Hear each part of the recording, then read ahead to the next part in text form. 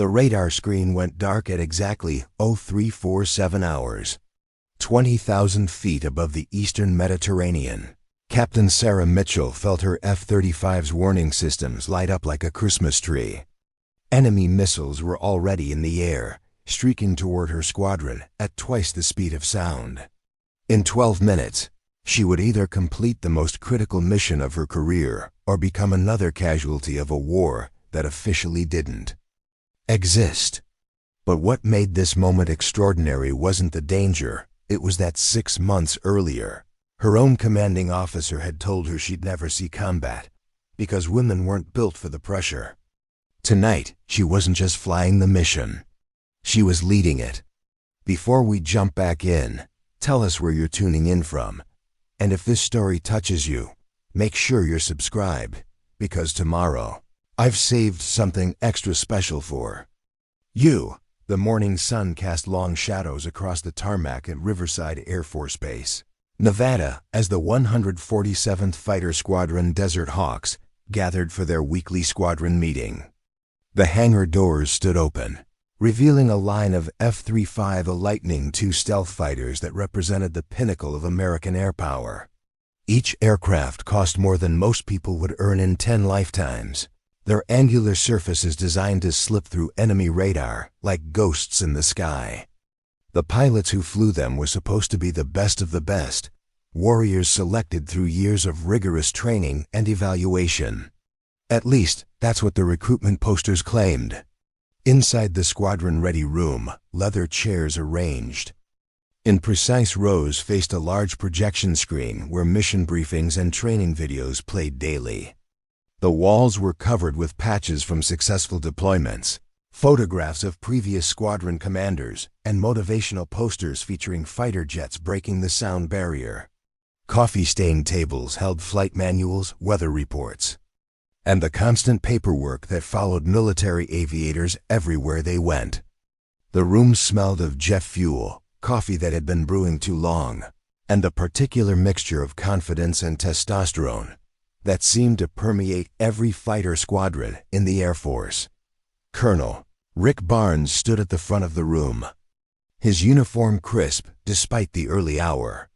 At 52, he had commanded the Desert Hawks for 3 years and flew combat missions over Iraq during the early days of the War on Terror.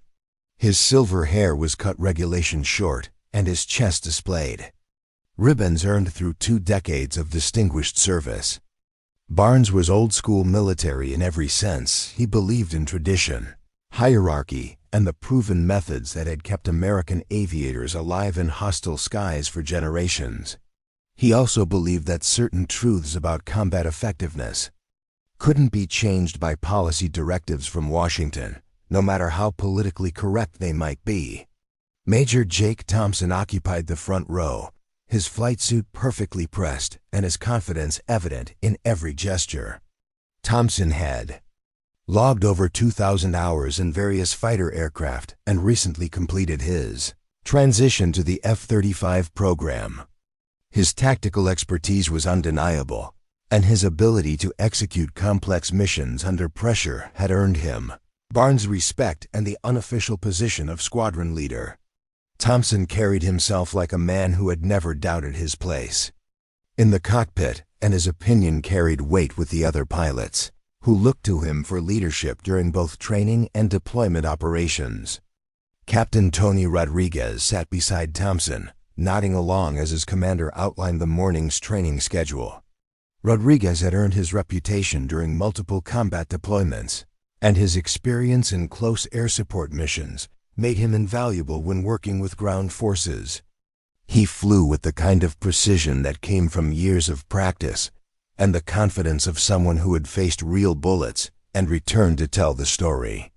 The younger pilots in the squadron often sought his advice, and Barnes frequently paired him with newer aviators who needed to learn how combat flying differed from the sanitized environment of training exercises. That's when Captain Sarah Mitchell walked into the ready room, her flight bags slung over one shoulder and a coffee cup in her free hand. She moved with the quiet efficiency of someone who had learned to navigate military spaces without drawing unnecessary attention to herself. Her flight suit was regulation standard, her boots polished to military specification, and her brown hair pulled back in the neat bun required by Air Force standards. At 31, she had spent 8 years proving herself in various capacities. Throughout the Air Force, always excelling in her assigned roles while watching others advance to the positions she truly wanted. Sarah's background was uncommon for a fighter pilot. She had started her career in the Air Force as a test pilot, working with experimental aircraft and evaluating new systems before they entered full production. Her engineering background from the Air Force Academy had made her invaluable in that role, and her natural flying ability had impressed senior officers who oversaw the testing programs. She possessed an intuitive understanding of aircraft systems that allowed her to push machines to their limits while maintaining the safety margins necessary for successful test programs. Her reports were always thorough, her assessments accurate, and her recommendations consistently proven correct when aircraft entered operational service. However, test flying was a different world from operational combat squadrons. In the test environment, her gender had been less of an issue because the focus remained on technical competence and analytical thinking. Combat squadrons operated under different pressures and different assumptions about what qualities made effective warriors. Sarah had requested transfer to operational flying multiple times over the years, each request denied for various administrative reasons that never quite seemed to address her actual qualifications or performance records. The policy changes that had recently opened combat roles to women had finally created the opportunity Sarah had been waiting for years to receive. Her transition to the F-35 program had been remarkably smooth, her technical background providing advantages that many pilots struggled to develop. The Lightning II was as much computer as aircraft, its advanced systems requiring pilots to process information and make decisions at speeds that challenged even experienced aviators. Sarah's engineering training and test pilot experience made her naturally suited to the aircraft's complex requirements. Unfortunately, her arrival at Riverside had coincided with a period when the squadron was under intense scrutiny regarding its readiness for upcoming deployments. Washington had been asking pointed questions about combat effectiveness, and Barnes felt pressure to maintain the unit's reputation for excellence. Adding a female pilot to the mix, regardless of her qualifications, introduced variables that Barnes preferred to avoid during critical periods. He wasn't necessarily opposed to women in combat roles, but he believed that integration should happen gradually and under controlled circumstances rather than during high-stakes operational periods. Thompson's reaction to Sarah's presence had been more direct. He had made it clear through both words and actions that he considered her assignment to the squadron a political gesture rather than a merit-based decision. In his view, combat flying required certain physical and psychological characteristics that favored male pilots, and any policy that ignored those realities was ultimately dangerous to mission success and aircrew safety. He wasn't deliberately cruel in his assessment, but he also wasn't inclined to modify his opinions based on sensitivity training or diversity initiatives.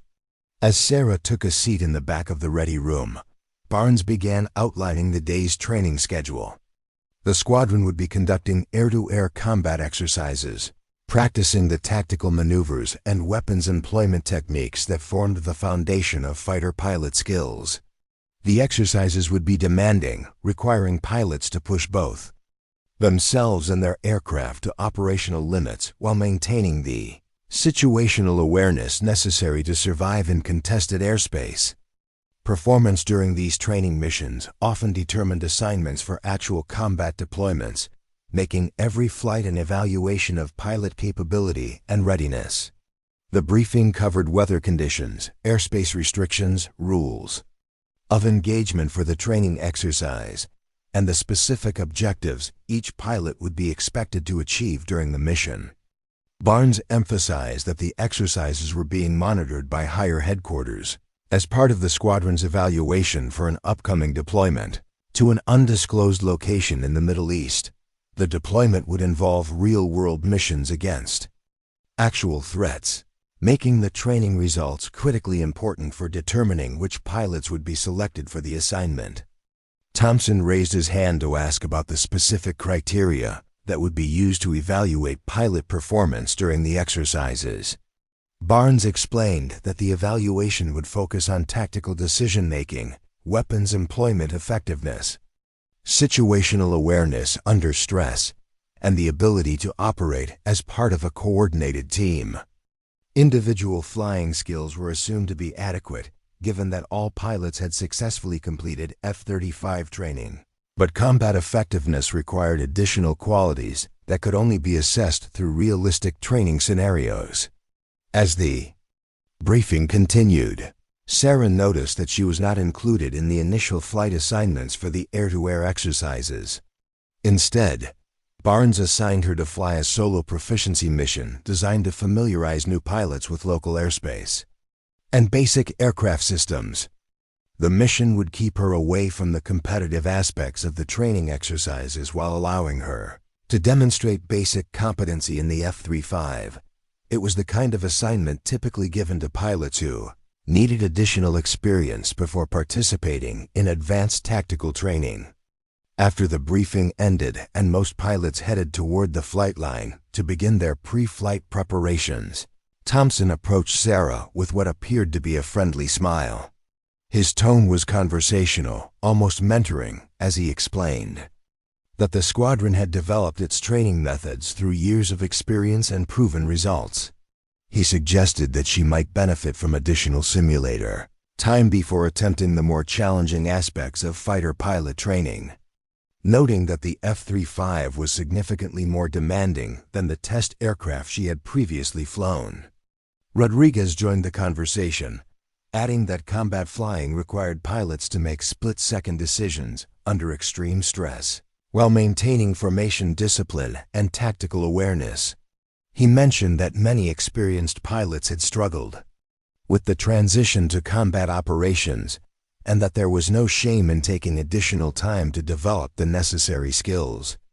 Both men spoke with the authority of experience and the apparent desire to provide helpful guidance to a new squadron member.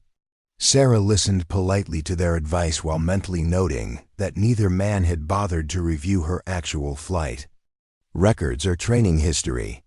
They were making assumptions based on her gender and their preconceptions about female pilot capabilities rather than evaluating her documented performance and qualifications. She had faced similar situations throughout her military career and had learned that responding defensively or argumentatively typically made the situation worse rather than better. Instead, she thanked them for their guidance and indicated that she looked forward to proving herself worthy of the squadron's standards. Her response was professional and respectful, avoiding any hint of confrontation while making it clear that she intended to meet whatever challenges the squadron might present. Thompson seemed satisfied with her attitude, interpreting her response as appropriate deference to his experience and authority. The solo proficiency flight that followed was routine in every respect except for the aircraft Sarah was assigned to fly. The F-35 that had been prepared for her mission was one of the older training aircraft, its systems not quite as advanced as the combat-configured jets that other pilots flew during their exercises. The maintenance crew had done their job competently, but the aircraft showed signs of the heavy use that training jets typically endured. Minor system glitches and slightly degraded performance were common in such aircraft, and pilots were expected to adapt to whatever conditions they encountered. During her pre-flight inspection, Tech Sergeant Lisa Park, the aircraft maintenance chief, approached Sarah with a clipboard full of maintenance logs and system status reports. Preparing and narrating this story took us a lot of time, so if you are enjoying it, subscribe to our channel. It means a lot to us. Now back to the story. Park was known throughout the squadron for her technical expertise and her ability to keep complex aircraft operational despite the demanding training schedule. She had worked with Sarah during the transition training period and had been impressed by the pilot's understanding of aircraft systems and her attention to technical details. Park mentioned that the assigned aircraft had been experiencing intermittent issues with one of its radar modes, but that the problem was not severe enough to ground the jet. She suggested that Sarah might want to pay particular attention to the radar display during flight and report any anomalies she observed. Park also noted that the aircraft's performance parameters were slightly different from the newer jets, requiring minor adjustments to throttle and control inputs to achieve optimal results. The conversation revealed Park's professional respect for Sarah's technical competence and her subtle disagreement with the squadron's decision to assign a training aircraft for the mission. As one of the few other women working closely with the squadron, Park understood some of the challenges that Sarah faced, though she was careful not to express her opinions too directly. Her advice was practical and helpful, the kind of guidance that experienced maintenance personnel typically provided to pilots they respected. Sarah's solo flight proceeded without incident, allowing her to familiarize herself with the local airspace while evaluating the performance characteristics of her assigned aircraft. She methodically tested each system, noting the radar anomaly that Park had mentioned, and documenting several other minor issues that would require attention before the next flight. Her flying was precise and professional, demonstrating the skills that had made her successful as a test pilot and her ability to adapt to new aircraft and operating environments.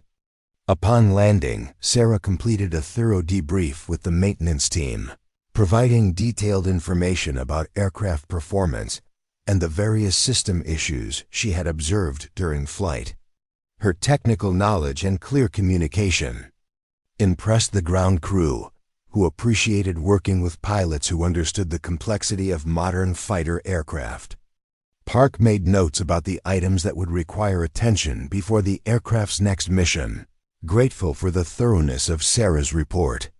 The day's training exercises had concluded by the time Sarah returned to the squadron ready room to complete her post-flight paperwork. Thompson and Rodriguez were already there, discussing their performance during the air-to-air combat exercises and comparing notes about tactical techniques that had proven effective during the training scenarios. Their conversation was animated and technical, the kind of professional discussion that occurred between experienced pilots who shared common challenges and interests. Barnes entered the ready room as Sarah was finishing her paperwork, carrying evaluation reports from the day's training missions. He appeared satisfied with the squadron's overall performance during the exercises, noting that most pilots had demonstrated the tactical proficiency expected for the upcoming deployment. His comments suggested that the training results would support the squadron's selection for whatever mission Washington had in mind, though he remained vague about specific deployment details. When Barnes reached Sarah's paperwork, he glanced through her flight report and maintenance debriefs without significant comment. Her solo proficiency mission had been successful in meeting its limited objectives, though it provided little information about her ability to handle the more demanding aspects of fighter pilot duties. Barnes filed her reports with the routine administrative paperwork that accumulated daily in squadron operations, treating her flight as one more training requirement that had been completed satisfactorily. As the squadron members prepared to leave for the day, Thompson made a point of asking Sarah about her impressions of the F-35 and her plans for additional training. His questions seemed designed to emphasize her status as a new squadron member, rather than to gather genuine feedback about aircraft performance or training effectiveness. Sarah answered professionally, acknowledging that she looked forward to participating in more advanced training exercises as her familiarization with squadron procedures progressed. The interaction exemplified the subtle ways that Sarah's presence was being managed within the squadron structure. She was being included in routine activities while being excluded from the more significant training events that determined pilot assignments and advancement opportunities. The approach allowed Barnes and Thompson to claim that they were providing appropriate opportunities while ensuring that those opportunities remained limited in scope and impact. That evening, Sarah returned to her quarters with the understanding that her integration into the Desert Hawks would require patience and consistent performance rather than dramatic gestures or confrontational approaches. She had encountered similar situations throughout her military career and had learned that persistence and professionalism were more effective than attempts to force acceptance or recognition. Her goal remained unchanged: to prove herself worthy of the combat assignments that had been denied to her for years because of policies and attitudes that were finally beginning to change. The alert klaxon shattered the pre-dawn quiet at Riverside Air Force Base 3 weeks later, its piercing wail echoing across empty hangars and sleeping barracks. Emergency lights bathed the flight line in crimson as ground crews rushed to prepare aircraft for an unscheduled scramble mission. Within minutes, the base transformed from peaceful slumber to controlled chaos as personnel responded to what would later be classified as Operation Thunder Ridge. Sarah was already awake when the Fighter alarm sounded, having spent another restless night reviewing flight manuals and tactical procedures. Her quarters were Spartan but organized, with flight gear arranged precisely and charts spread across a small desk where she studied late into each evening. The past 3 weeks had established a routine of careful preparation and measured performance. As she gradually earned her place within the squadron's daily operations, Colonel Barnes' voice crackled through the base communication system, summoning all available pilots to an immediate briefing in the secure conference room adjacent to the squadron-ready area. His tone carried an urgency that Sarah had not heard during routine training announcements, suggesting that whatever had triggered the alert involved genuine operational requirements rather than another exercise scenario. The secure briefing room was a windowless space dominated by classified communication equipment and multiple projection screens capable of displaying real-time intelligence data from satellites and reconnaissance platforms. Maps covered the walls, marked with flight routes, threat zones, and restricted airspace boundaries that changed frequently based on current geopolitical situations. The room's atmosphere was heavy with the weight of decisions that could affect international relations and military personnel operating in hostile environments. As pilots filed into the briefing room, Sarah noticed the absence of several squadron members who were participating in a training deployment at another base. The remaining pilots represented the core of the Desert Hawk's combat-ready personnel. Though their numbers were fewer than Barnes would have preferred for a complex mission, Thompson took his usual position near the front, while Rodriguez and the other senior pilots arranged themselves according to the informal hierarchy that governed squadron interactions. Commander David Walsh entered the room carrying classified briefing materials and portable communication equipment that connected directly to higher headquarters. Walsh was a career intelligence officer whose specialty involved translating strategic objectives into tactical mission requirements that combat pilots could execute effectively. His presence indicated that whatever mission was being planned originated from levels far above the squadron command structure. Barnes called the briefing to order and immediately turned the presentation over to Walsh, who activated the projection system and began displaying satellite imagery of a location in the eastern Mediterranean. The images showed industrial facilities, transportation networks, and defensive installations in a region that had become increasingly important to American strategic interests over the past several months. The target was a weapons research facility, operated by a hostile nation that had been developing advanced missile systems capable of threatening American allies and disrupting maritime commerce in the region. Intelligence sources had confirmed that the facility was nearing completion of a new generation of anti-ship missiles that could effectively close critical shipping lanes and challenge American naval operations throughout the Mediterranean basin. Walsh explained that diplomatic efforts to address the threat had proven unsuccessful, and that economic sanctions had failed to halt the weapons development program.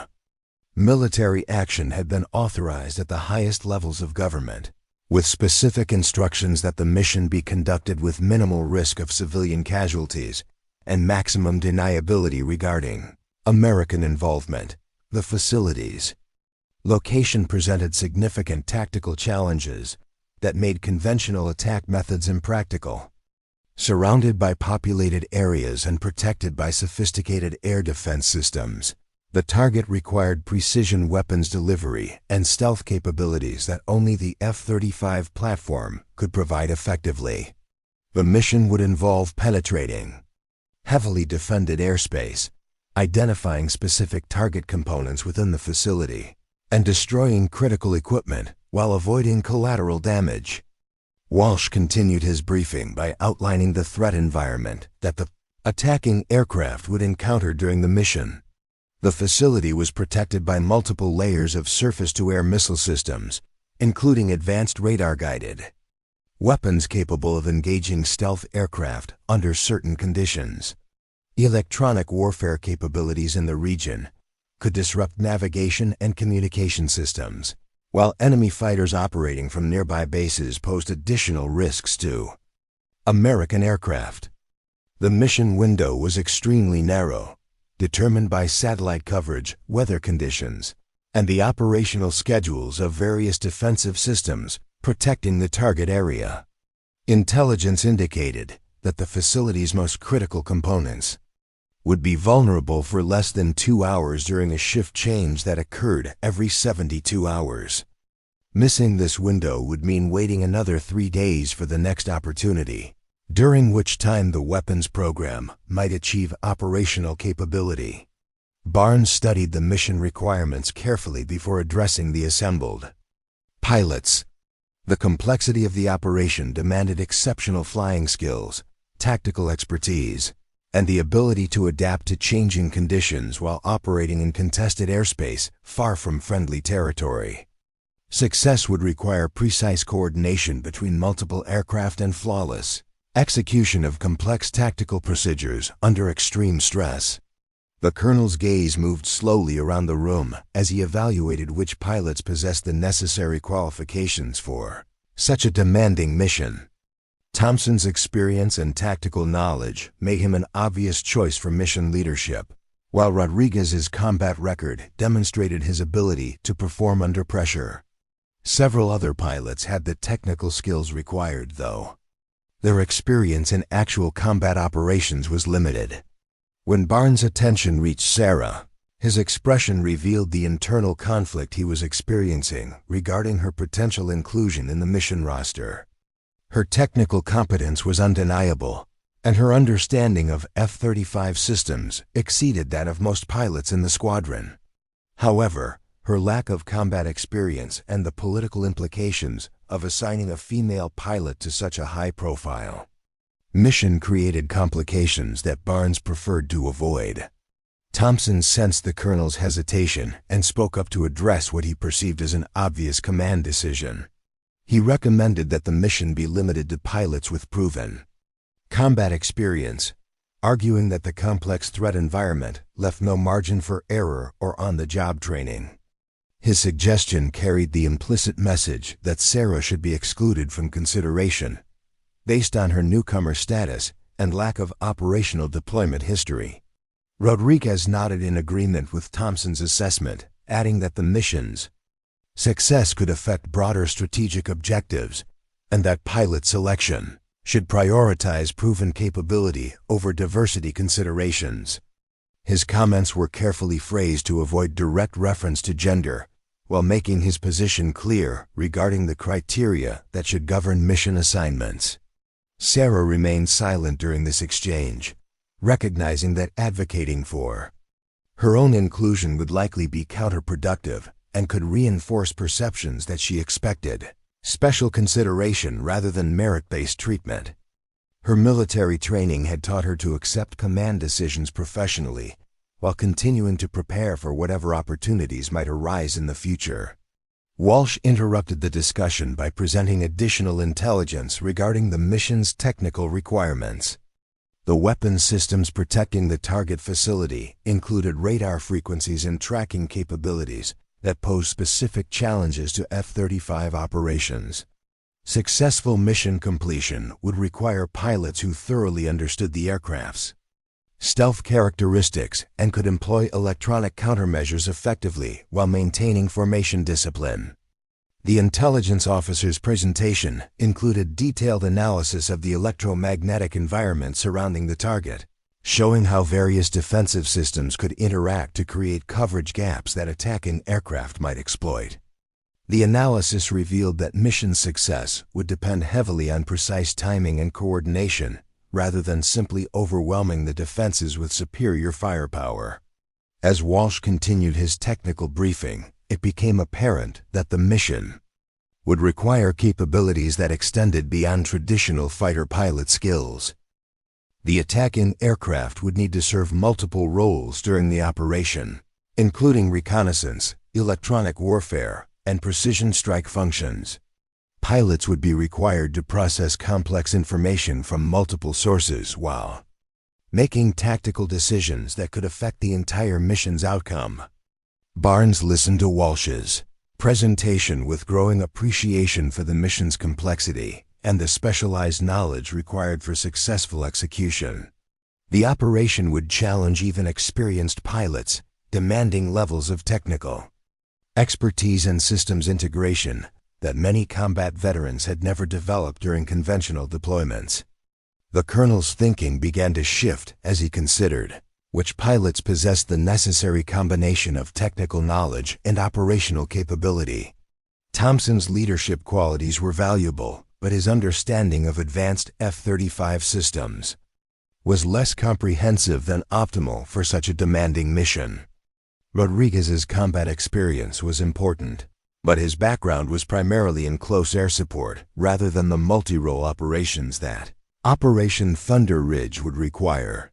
Sarah's test pilot background suddenly appeared more relevant to the mission requirements than Barnes had initially recognized. Her experience with experimental aircraft and complex systems integration provided exactly the kind of technical expertise that Walsh's briefing had identified as critical for mission success. Her engineering training and analytical approach to flight operations offered advantages that combat experience alone could not provide. Walsh concluded his presentation by emphasizing that the mission timeline allowed limited opportunity for extensive preparation or rehearsal. The selected pilots would need to absorb complex tactical procedures quickly and execute them flawlessly during their first attempt. Failure would likely result in mission abort, aircraft losses, or international incidents that could destabilize an already volatile region. Barnes called for a brief recess to allow pilots to review the classified materials and ask specific questions about mission requirements. During this break, several conversations developed as squadron members discussed the challenges and opportunities that Operation Thunder Ridge presented. The tone was serious and professional, reflecting the gravity of the situation and the potential consequences of mission failure. Thompson approached Barnes privately to discuss his concerns about pilot selection and mission planning. He argued that the squadron's most experienced pilots should be assigned to the mission, with newer personnel serving as backup or support roles. His recommendation reflected both genuine concern for mission success and his assumption that Sarah's inclusion would represent an unnecessary risk. Rodriguez joined their conversation, suggesting that the mission's complexity required a traditional approach to crew selection and tactical planning. He emphasized the importance of proven procedures and established chain of command relationships that had been tested during previous combat operations. His perspective reflected the conservative military culture that prioritized known quantities over innovative approaches. Meanwhile, Sarah used the recess to study the technical aspects of Walsh's briefing more carefully. Her engineering background allowed her to understand the implications of the electromagnetic environment and defensive systems in ways that went beyond standard pilot training.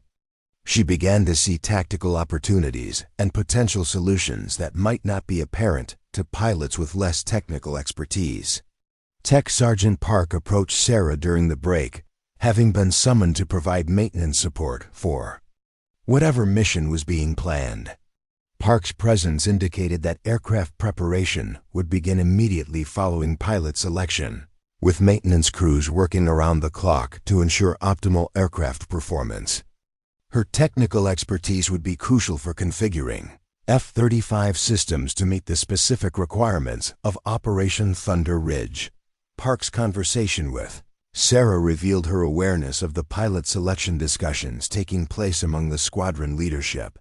As one of the few women working closely with the squadron, Park understood the additional pressures that Sarah faced and the importance of demonstrating exceptional competence in every aspect of her duties. Her subtle encouragement reflected both professional respect and personal support. The recess concluded with Barnes reconvening the briefing to announce his preliminary decisions regarding mission planning and pilot selection. His expression was serious as he addressed the assembled squadron members, acknowledging the gravity of the situation and the responsibility that each participant would bear for the mission's outcome. Barnes began by outlining the general structure of the mission force, indicating that 4 F-35 aircraft would participate in Operation Thunder Ridge. The formation would include a mission commander responsible for overall tactical coordination, 2 attack aircraft configured for precision strike operations, and 1 aircraft assigned to electronic warfare and reconnaissance functions. Thompson was assigned as mission commander, a decision that surprised no one given his experience and leadership position within the squadron. Rodriguez would pilot one of the attack aircraft, bringing his combat experience to bear on the critical strike phase of the operation. The selection of the remaining 2 pilots would determine the mission's technical capabilities and tactical flexibility. Barnes paused before announcing the 3rd pilot assignment, his gaze moving around the room as he considered the various factors that influenced his decision. The electronic warfare aircraft would require the most sophisticated understanding of F-35 systems and the ability to adapt complex procedures to changing tactical situations. The pilot selected for this role would need exceptional technical knowledge and the confidence to operate independently while supporting the overall mission. When Barnes announced that Sarah would pilot the electronic warfare aircraft, the room fell silent as squadron members processed the unexpected decision. Thompson's expression revealed his surprise and concern, while Rodriguez appeared skeptical about the colonel's judgment. Several other pilots exchanged glances that reflected their uncertainty about the wisdom of assigning such a critical role to the squadron's newest member. Sarah maintained her composure despite the significance of the assignment and the reactions it generated among her colleagues. She understood that Barnes' decision represented both an extraordinary opportunity and an enormous responsibility that would be scrutinized by everyone involved in the mission. Her performance would affect not only Operation Thunder Ridge's success, but also future opportunities for women in combat aviation. The 4th pilot assignment went to Lieutenant Mike Chen, a younger pilot whose technical aptitude and steady performance during training had impressed the squadron leadership. Chen's selection balanced the mission crew with a pilot who possessed both technical competence and the flexibility to adapt to changing tactical requirements during the operation. Barnes concluded the briefing by outlining the accelerated preparation schedule that would consume the next 48 hours before mission launch. Pilots would undergo intensive tactical training, aircraft systems review, and mission rehearsal using advanced simulation equipment. Maintenance crews would configure aircraft to meet specific mission requirements, while intelligence personnel provided updated threat assessments and target information. The colonel's final comments emphasized the classified nature of Operation Thunder Ridge and the importance of maintaining operational security throughout the preparation period. He reminded all personnel that mission success would depend on professional execution of established procedures and absolute commitment to the tactical objectives that had been defined by higher headquarters. As the briefing concluded and personnel began to disperse to their assigned preparation activities, Sarah found herself at the center of attention in ways that were both uncomfortable and unavoidable. Thompson approached her with what appeared to be professional guidance, but carried undertones of skepticism about her readiness for such responsibility. Thompson's advice focused on the importance of following established procedures precisely and maintaining constant communication with the mission commander throughout all phases of the operation. He emphasized that electronic warfare operations required careful coordination with other aircraft and that any deviation from planned procedures could compromise the entire mission's success. Rodriguez added his own perspective, suggesting that Sarah should rely heavily on the technical expertise of maintenance personnel and intelligence specialists rather than attempting to improvise solutions during the mission. His comments reflected both practical wisdom and subtle doubt about her ability to handle the complex decision-making that combat operations often demanded. Sarah listened to their guidance respectfully while mentally noting that both men were providing advice that they would not have felt necessary to offer to a male pilot with her qualifications and experience. She thanked them for their input and indicated her commitment to thorough preparation and professional execution of her assigned responsibilities. The remainder of the day was consumed by intensive preparation activities that pushed both personnel and equipment to their limits. Sarah spent hours in the F-35 simulator, practicing electronic warfare procedures and reviewing the complex systems that would be critical to mission success. Her technical background proved invaluable as she mastered the intricate relationships between various aircraft systems and tactical requirements. Tech Sergeant Park worked closely with Sarah throughout the preparation period, configuring her aircraft's electronic warfare systems and ensuring that all equipment functioned at optimal levels. Park's expertise and attention to detail provided the technical foundation that would allow Sarah to focus on tactical execution rather than systems management during the mission.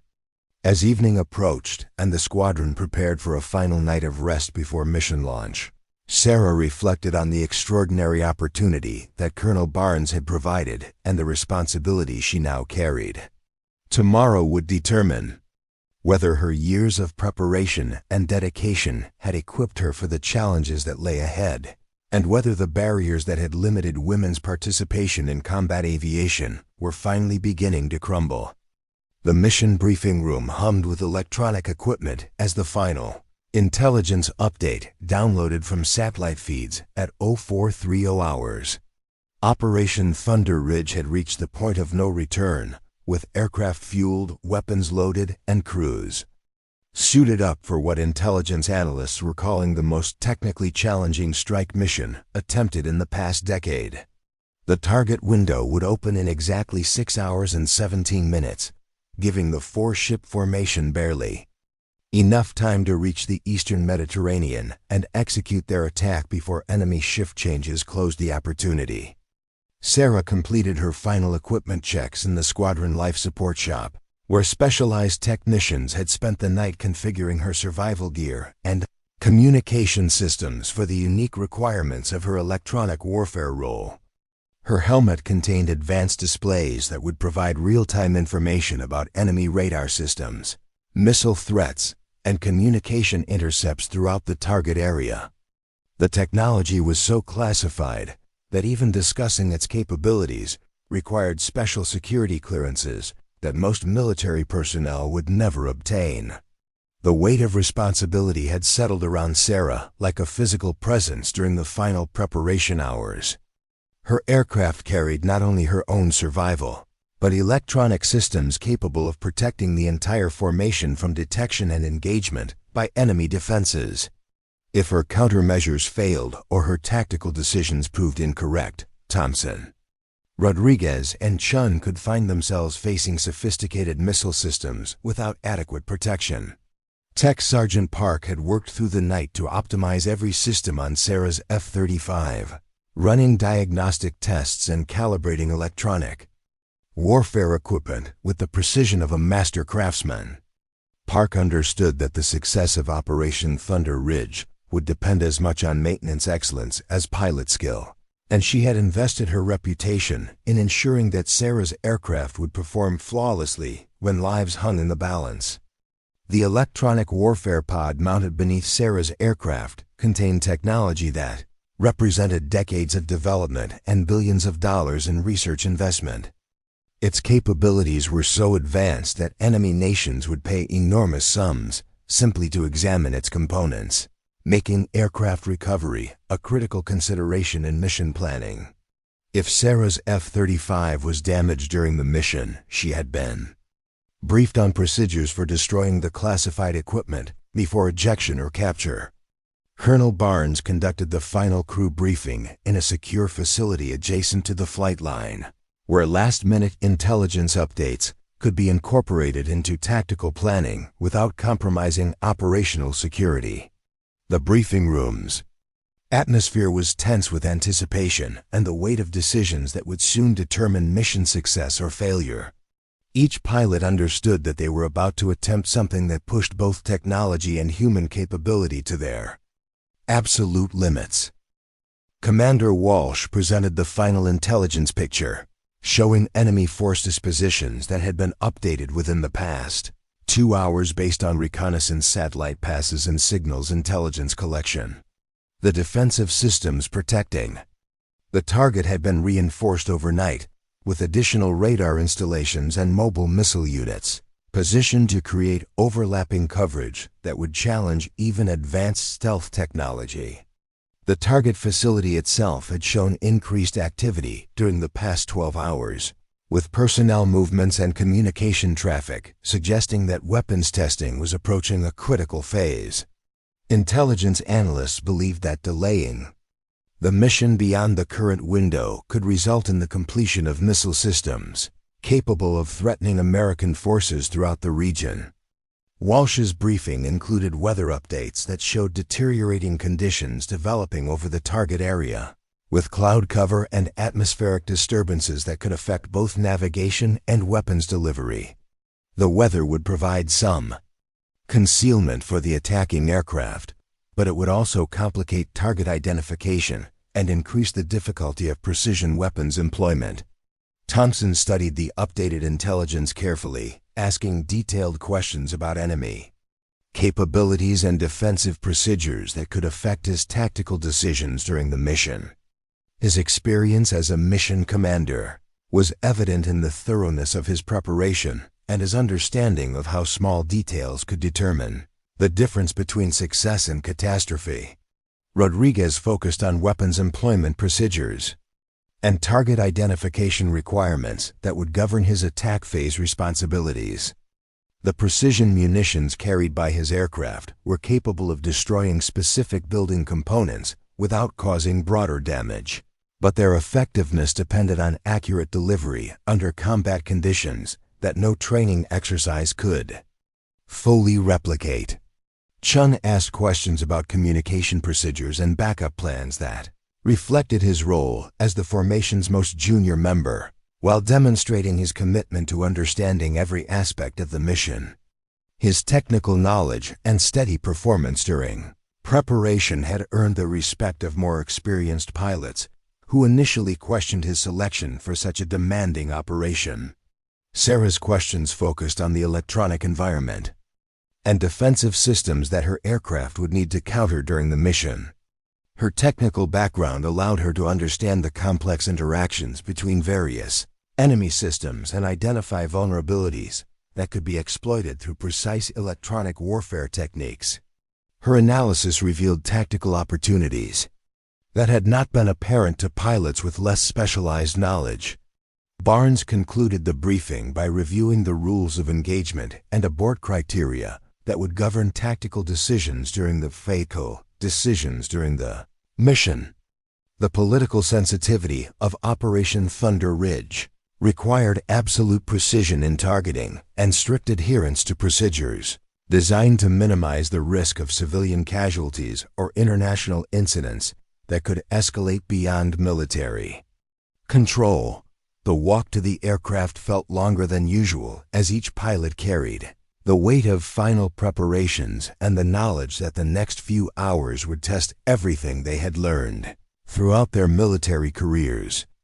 The pre-dawn darkness was broken by aircraft navigation lights and the focused activity of ground crews, completing final checks on systems that represented the pinnacle of American aerospace technology.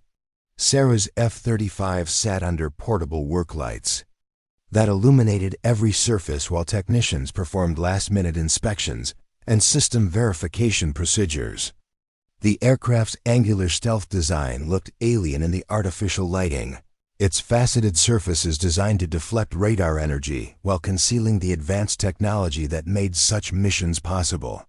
Tech Sergeant Park met Sarah at the aircraft with a comprehensive briefing on system status and configuration details that would be critical during combat operations.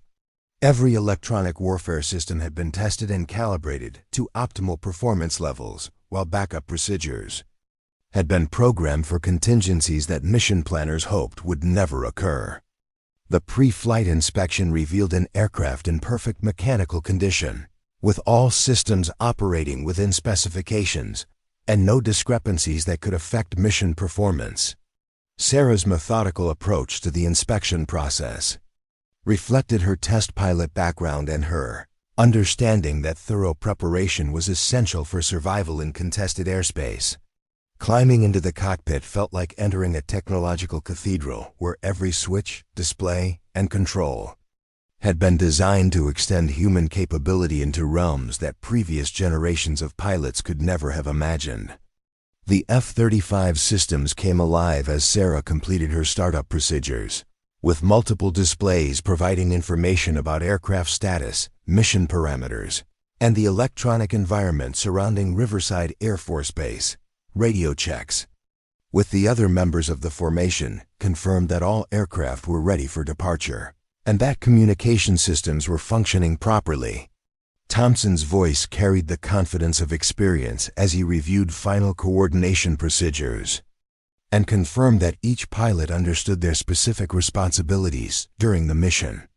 The taxi to the runway proceeded in formation, with all 4 F-35s moving together through the pre-dawn darkness toward the departure point, where they would begin their journey into contested airspace thousands of miles away.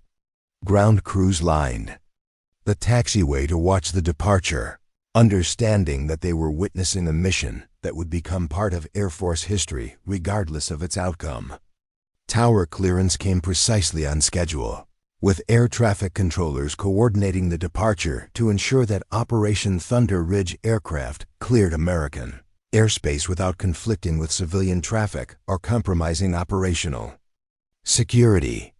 The formation's route would take them across the Atlantic Ocean before turning southeast toward their target area in the eastern Mediterranean. Takeoff was routine in all technical respects, but charged with significance that transcended normal flight operations.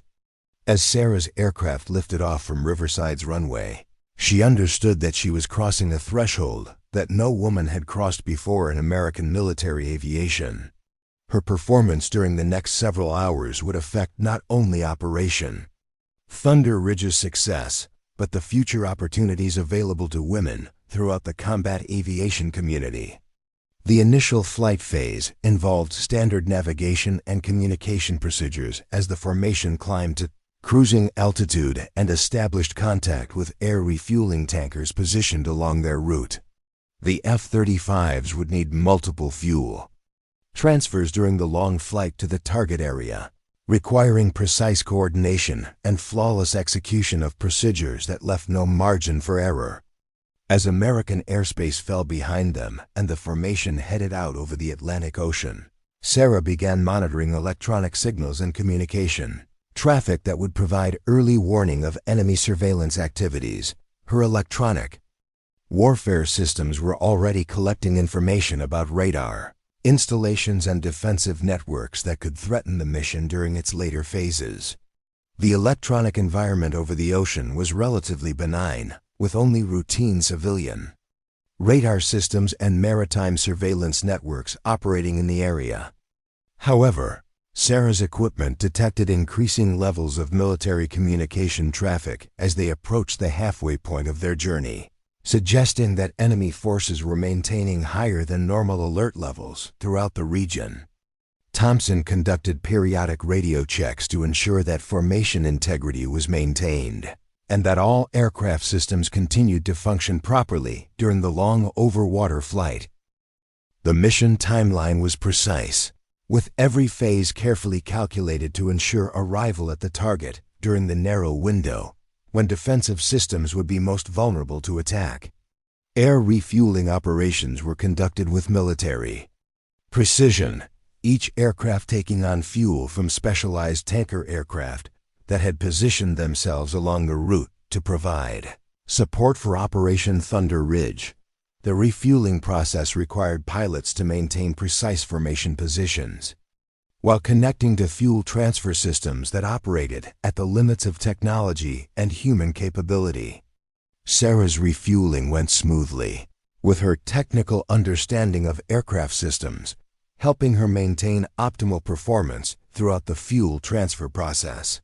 Tech Sergeant Park's preparation was evident in the flawless operation of all aircraft systems, validating the countless hours of maintenance work that had preceded the mission. As the formation approached the halfway point of their journey, electronic warfare systems began detecting increased enemy radar activity in the target area. Sarah's equipment showed systematic scanning patterns that suggested enemy forces were conducting routine surveillance rather than responding to specific threats. But the activity level was higher than intelligence estimates had predicted. The electronic signature analysis revealed that several new radar installations had become operational since the last intelligence update, creating coverage patterns that could complicate the planned approach route to the target. Sarah began calculating alternative electronic warfare techniques that could counter the additional threats while maintaining protection for the entire formation. Communication with Thompson allowed Sarah to brief the mission commander on the final developing electronic environment and recommend tactical adjustments that could improve their chances of reaching the target undetected. Her analysis revealed that the additional radar systems were mobile installations that could be neutralized through focused electronic attack rather than requiring changes to the fundamental mission plan. Rodriguez and Chun acknowledged the updated threat assessment and confirmed their readiness to adapt to changing tactical conditions as the mission progressed. The formation's flexibility and technical capability would be tested as they encountered defensive systems that were more sophisticated than original intelligence estimates had suggested. The final approach phase would begin in less than 2 hours, requiring the formation to descend to low altitude and penetrate heavily defended airspace while maintaining stealth characteristics and electronic warfare protection. Sarah's role would become critical during this phase, as enemy defenses would be most dangerous and most likely to detect attacking aircraft. Weather conditions over the target area were developing as predicted, with cloud cover that would provide concealment while complicating navigation and target identification procedures. The atmospheric conditions would also affect radar performance and electronic warfare effectiveness, creating variables that could not be fully anticipated during mission planning. Sarah's electronic warfare systems continued to monitor enemy communications and radar activity as the formation approached the point where they would begin their final approach to the target. The intelligence picture was evolving in real time, with new threats appearing while others moved to different positions or changed their operational parameters. The complexity of the electronic environment was testing Sarah's technical knowledge and analytical capabilities to their limits, requiring her to process multiple streams of information while making tactical decisions that could affect the entire mission's outcome. Her test pilot background and engineering training were proving invaluable as she navigated challenges that conventional pilot training had never addressed. Thompson's voice came over the radio with the announcement that the formation was approaching the final navigation waypoint before beginning their attack run toward the target. All aircraft reported ready status, with weapons systems armed and electronic. Warfare equipment prepared for the most dangerous phase of Operation Thunder Ridge.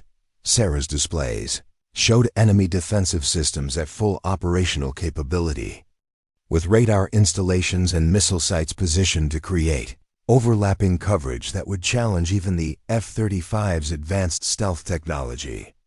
The electronic warfare techniques she had developed during the flight would need to perform flawlessly to protect the formation during the critical minutes when they would be most vulnerable to enemy engagement. The target facility appeared on Sarah's navigation display as a complex of buildings and installations surrounded by defensive systems that represented the most sophisticated threat any of the pilots had ever faced. Intelligence photographs had not fully conveyed the extent of the defensive preparations, which included mobile missile units and electronic warfare systems that could counter American stealth technology under certain conditions. As the formation began its final approach toward the target, Sarah activated her electronic warfare systems and began implementing the countermeasures that would determine whether Operation Thunder Ridge succeeded or failed. The next 30 minutes would test every aspect of her training, technical knowledge, and tactical judgment as she led the most dangerous mission in F-35 history through defenses that had been designed specifically to defeat American stealth aircraft. The first surface-to-air missile launch detection appeared on Sarah's display at exactly 0347 hours, painting a stark red trajectory line across her electronic warfare screen as the formation approached the target at 400 feet above the Mediterranean terrain. The enemy had detected something, though whether it was radar signature, communication intercept, or simple bad luck remained unclear in the seconds that followed. What was certain was that 26 missiles were now climbing toward them at 3 times the speed of sound. Sarah's training took over before conscious thought could interfere with her reactions. Her fingers moved across the electronic warfare controls with the precision of a concert pianist, activating jamming systems and deploying countermeasures. That had been theoretical concepts just hours earlier. The F-35's electronic warfare suite responded instantly, filling the electromagnetic spectrum with false targets and radar confusion that turned the night sky into a battlefield invisible to human eyes. Thompson's voice cut through the radio chatter with crisp authority as he maneuvered the formation through the missile field, relying on Sarah's electronic protection to mask their movements from the guidance system seeking to destroy them. Rodriguez and Chun followed his lead, maintaining formation discipline while their aircraft systems processed threat data faster than any human pilot could comprehend. The first indication that Sarah's countermeasures were working came when 3 enemy missiles lost guidance and tumbled harmlessly into the sea, their sophisticated seekers confused by the electronic deception that painted false aircraft across their targeting displays. But more missiles were climbing from additional launch sites, and the enemy was adapting their tactics faster than intelligence estimates had predicted. Sarah's analysis of the electronic environment revealed a coordinated defense network that was sharing information between multiple radar sites and missile batteries, creating a layered threat that required more sophisticated countermeasures than any single aircraft could provide. Her solution was to turn the enemy's coordination against itself, using their communication links to inject false information that would corrupt their entire defensive picture. The technique she employed was something she had developed during test pilot training, using the F-35's advanced electronic systems to create phantom aircraft formations that appeared to be attacking from multiple directions simultaneously. False targets drew missile launches away from the real formation, while consuming enemy ammunition and creating gaps in defensive coverage that Thompson could exploit. Rodriguez's voice came over the radio, with confirmation that the target was visually acquired and that weapons release was imminent. His targeting systems had locked onto the critical components of the weapons facility with precision munitions, programmed to destroy specific equipment while minimizing collateral damage to surrounding structures. The weapons release sequence unfolded with mechanical precision as Rodriguez's aircraft delivered its ordnance toward targets that represented months of intelligence gathering and mission planning. The guided munitions would take 90 seconds to reach their destination, during which time the formation would need to maintain electronic warfare protection while beginning their escape from the target area. Sarah's electronic warfare systems detected massive increases in enemy communication traffic as defensive commanders realized they were under attack by aircraft they could not consistently track or engage. The confusion she had created was spreading throughout the enemy defense network, with radar operators reporting conflicting information and missile batteries engaging targets that existed only in their corrupted displays. Chun's aircraft encountered mechanical difficulties as the formation began its withdrawal from the target area, with engine warning lights indicating problems that could force him to reduce power and fall behind the protective umbrella of Sarah's electronic countermeasures. His situation was rapidly becoming critical as enemy fighters began launching from nearby airfields to intercept what they assumed was a larger attacking force. Sarah made a tactical decision that went beyond her assigned mission parameters, using her aircraft's electronic warfare capabilities to create a protective corridor around Chun's damaged F-35 while maintaining coverage for the rest of the formation. The technique required her to operate multiple systems simultaneously while flying precise maneuvers that kept her aircraft within jamming range of Chun's position. Thompson recognized the tactical situation and immediately adjusted the formation's escape route to accommodate Chun's mechanical problems and Sarah's expanded electronic warfare mission. His experience as a mission commander was evident in the smooth coordination of the withdrawal, with each pilot understanding their role without requiring detailed radio communication that could compromise their position. The enemy fighter aircraft that had launched to intercept them were operating without effective radar guidance due to Sarah's jamming, forcing them to rely on visual search methods that were largely ineffective against stealth aircraft operating at night. Their confusion was evident in their flight patterns, which showed the random searching of pilots who could not locate their targets despite knowing they were present in the area. Rodriguez confirmed successful weapon impact on the primary target, with secondary explosions indicating that critical components of the missile development facility had been destroyed according to plan. The mission's primary objective had been achieved, but the formation still needed to escape from increasingly active defenses that were beginning to adapt to Sarah's electronic warfare techniques. The flight back toward friendly airspace became a running battle between Sarah's electronic systems and enemy defenses that were learning to counter her jamming techniques through frequency changes and operational modifications.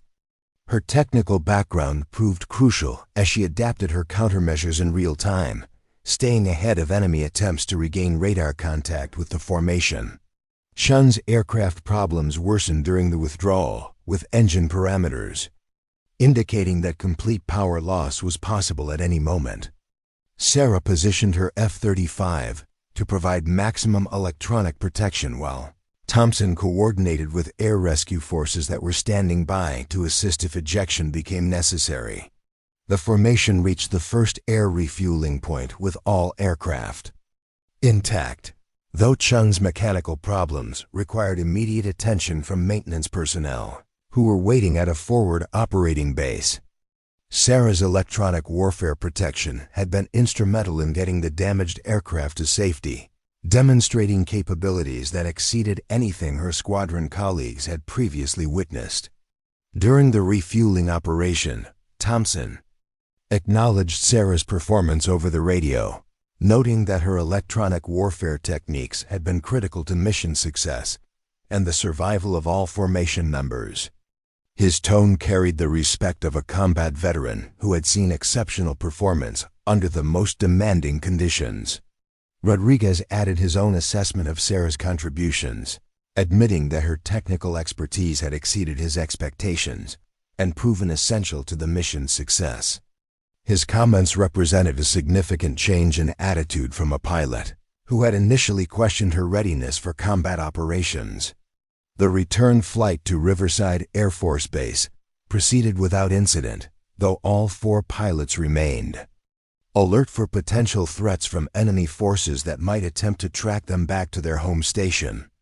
Sarah's electronic warfare systems continued to monitor communication traffic that could indicate pursuit or retaliation efforts. Landing at Riverside occurred before dawn, with the formation arriving exactly on schedule despite the mechanical problems and extended electronic warfare operations that had complicated the mission timeline. Ground crews were waiting to begin immediate post-flight inspections and maintenance procedures that would prepare the aircraft for potential follow-up operations. The post-mission debrief took place in the same secure conference room where Operation Thunder Ridge had been planned, with intelligence personnel eager to gather detailed information about enemy capabilities and defensive reactions that had been observed during the attack. Sarah's electronic warfare data would be crucial for understanding how enemy systems had performed and how future missions might be planned. Colonel Barnes conducted the debrief with obvious satisfaction at the mission's success, noting that all primary objectives had been achieved with no personnel losses and minimal aircraft damage. His assessment emphasized the exceptional performance of all crew members and the validation of F-35 capabilities in contested environments. Walsh presented preliminary damage assessment, imagery showing that the targeted weapons facility had been effectively destroyed, with critical equipment eliminated and weapons development programs disrupted according to intelligence objectives. The precision of the attack had minimized collateral damage while achieving complete mission success. Thompson's debrief emphasized Sarah's electronic warfare performance, describing techniques that had exceeded standard procedures and demonstrated innovative applications of F-35 capabilities. His assessment noted that her technical expertise had been crucial to mission success and recommended that her methods be incorporated into standard training procedures. Rodriguez provided detailed analysis of the target engagement phase, confirming that weapons delivery had proceeded according to plan despite the challenging electronic environment and defensive reactions. His comments included specific praise for Sarah's ability to maintain electronic protection throughout the most dangerous phases of the mission. Chun described his mechanical emergency and the electronic warfare support that had been essential to his survival and successful return to base. His perspective as the pilot whose life had been saved by Sarah's actions carried particular weight. In the overall mission assessment, Barnes concluded the debrief by noting that Operation Thunder Ridge had been successful beyond all expectations, with mission objectives achieved and valuable intelligence gathered about enemy capabilities and American technological advantages. The colonel's comments included specific recognition of each pilot's contributions and the teamwork that had made success possible. Sarah's performance during Operation Thunder Ridge had fundamentally changed her status within the Desert Hawks Squadron and the broader combat aviation community. Her technical expertise and tactical innovation had proven that women could not only participate in the most demanding combat missions, but excel in roles that required the highest levels of skill and responsibility. The intelligence gathered during the mission would be analyzed for months, with Sarah's electronic warfare techniques studied and incorporated into training programs throughout the Air Force. Her innovative use of F-35 capabilities had opened new tactical possibilities that would benefit future missions and enhance American advantages in contested environments. Tech Sergeant Park's maintenance excellence had been vindicated by the flawless performance of Sarah's aircraft during the demanding mission, with all electronic warfare systems functioning perfectly throughout the extended combat operations. Her technical expertise and attention to detail had been crucial to mission success and aircrew survival. The weapons facility that had been destroyed during Operation Thunder Ridge would not threaten American forces or allies, with critical Missile development programs disrupted and technological capabilities eliminated. The precision of the attack had achieved strategic objectives while minimizing the risk of escalation or civilian casualties. Within days of the mission, Sarah received orders for assignment to an advanced electronic warfare development program, where her combat experience and technical expertise would be applied to the next generation of F-35 capabilities. Her transition from squadron newcomer to recognized expert had been completed in a single mission that demonstrated her exceptional qualifications. Thompson and Rodriguez both requested that Sarah be retained within the Desert Hawks for future missions, acknowledging that her capabilities had proven essential to combat effectiveness in contested environments. Their change in attitude reflected the power of demonstrated competence to overcome preconceptions and cultural barriers. The success of Operation Thunder Ridge became classified history that would influence military planning and policy decisions for years to come, with Sarah's performance serving as proof that merit-based assignments produce superior results regardless of gender considerations. Her achievement opened doors for other women while establishing new standards for electronic warfare operations. Colonel Barnes submitted efficiency reports that documented Sarah's exceptional performance and recommended her for accelerated promotion consideration based on her combat leadership and technical innovations. His assessment noted that her contributions had exceeded those of any pilot he had previously commanded. The secure communication channels that connected Riverside Air Force Base to higher headquarters carried reports of Operation Thunder Ridge's success and detailed analysis of the tactical innovations that had made victory possible. Sarah's electronic warfare techniques were immediately classified at the highest levels and incorporated into planning for future operations. As the squadron returned to routine training operations in the days following the mission, the atmosphere within the Desert Hawks had changed fundamentally. Sarah was no longer the newcomer whose capabilities were questioned, but a proven combat veteran whose expertise was sought by colleagues who had learned to respect performance over assumptions. The story of Operation Thunder Ridge would never be publicly acknowledged due to its classified nature, but within the military aviation community, Sarah's achievement became legendary among those with sufficient security clearances to know the details. Her success inspired other women while demonstrating that excellence in combat had no gender boundaries. Years later, as Sarah advanced through increasingly responsible positions within the Air Force, she would look back on Operation Thunder Ridge as the mission that proved barriers could be broken through competence rather than confrontation. Her quiet professionalism and technical expertise had spoken louder than any argument or policy directive. The weapons that would have threatened American forces and allies were never completed, their development programs destroyed along with the facility that Operation Thunder Ridge had eliminated. The strategic impact of the mission extended far beyond its immediate objectives, influencing regional stability and deterring future threats. Sarah's name was added to classified databases that tracked the most successful combat missions in Air Force history, with her electronic warfare innovations studied by tacticians and engineers who were developing the next generation of stealth aircraft capabilities. Her legacy would influence military aviation for decades to come. The transformation of the Desert Hawk squadron culture became a model for other units struggling with integration issues, demonstrating that performance-based evaluation could overcome cultural resistance when applied consistently and fairly. Sarah's success had changed more than her own career prospects. In the end, Operation Thunder Ridge had proven that the most dangerous missions required the best pilots regardless of gender, background, or conventional expectations. Sarah Mitchell had not just survived the test, she had redefined what excellence looked like in the most challenging environment the Air Force could provide. Up next, you've got two more standout stories right on your screen. If this one hit the mark, you won't want to pass these up. Just click and check them out.